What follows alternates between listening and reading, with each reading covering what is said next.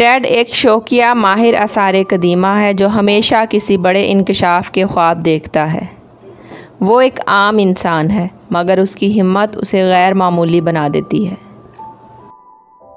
کہانی کا آغاز ہوتا ہے ٹیڈ کی روزمرہ کی بورنگ زندگی سے، جہاں وہ ایک تعمیراتی مزدور ہے مگر اس کا دل ہمیشہ ایڈونچر اور قدیم خزانوں کی تلاش میں لگا رہتا ہے۔ اس بار اسے ایک نیا سراغ ملتا ہے، ایک قدیم ایمرلڈ ٹیبلٹ کے بارے میں جو ناقابل یقین طاقت رکھتی ہے۔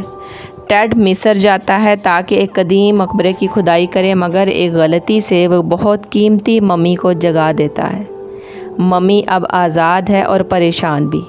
ٹیڈ کا یہ عمل تحقیقاتی دنیا میں اسے شرمندہ کر دیتا ہے اور سارا بھی اس سے مایوس ہو جاتی ہے۔ ٹیڈ کو جلد پتہ چلتا ہے کہ جس ایمرلڈ ٹیبلٹ کو وہ حادثاتی طور پر جگا چکا ہے وہ صرف ایک قدیم یادگار نہیں بلکہ جادوئی طاقت رکھتی ہے۔ تختی کو اگر 3 مختلف حصوں میں جمع کر دیا جائے تو یہ زندگی اور موت پر کنٹرول حاصل کر سکتی ہے۔ سائنسدان وکٹور اور اس کی ساتھی راکشا اسی طاقت کی تلاش میں ہیں۔ وہ کسی بھی قیمت پر تختی کے تمام حصے چاہتے ہیں۔ ٹیڈ اب اس جنگ کا حصہ بن چکا ہے، چاہے وہ جیے یا نہ۔ ٹیڈ، سارا، ممی، جف اور رامون ایک ٹیم بناتے ہیں اور تینوں حصوں کی تلاش میں دنیا کے مختلف خطوں میں جاتے ہیں۔ میکسیکو کے جنگلات، یونان کے غار، صحرا کے وسط میں چھپے شہر، ہر جگہ خطرناک جال بچھے ہوئے ہیں۔ دشمنوں کے حملے، قدرتی آفات، اندرونی اختلافات بھی ٹیم کو کمزور کرتے ہیں مگر ٹیڈ کی ضد، سارا کی عقل، ممی کی مزاح اور جف کی وفاداری انہیں ایک ساتھ جوڑے رکھتی ہے۔ ممی جو ہمیشہ مذاق کرتا ہے اچانک ایک گہرا راز ظاہر کرتا ہے۔ وہ خود اس ایمرلڈ ٹیبلٹ سے بندھا ہوا ہے۔ اگر تختی کی طاقت فعال ہوئی تو وہ ہمیشہ کے لیے مٹی میں دفن ہو جائے گا۔ یہ انکشاف ٹیم کو ہلا کر رکھ دیتا ہے۔ ٹیڈ، جس نے ممی کو ہمیشہ ہلکا لیا، اب اس کی دوستی کی قدر جانتا ہے۔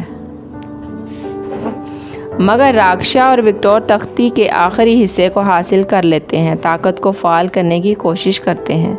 ایک سنسنی خیز آخری جنگ میں ٹیڈ اور اس کی ٹیم ایمرلڈ ٹیبلٹ کو تباہ کرنے کے لیے جان کی بازی لگا دیتے ہیں۔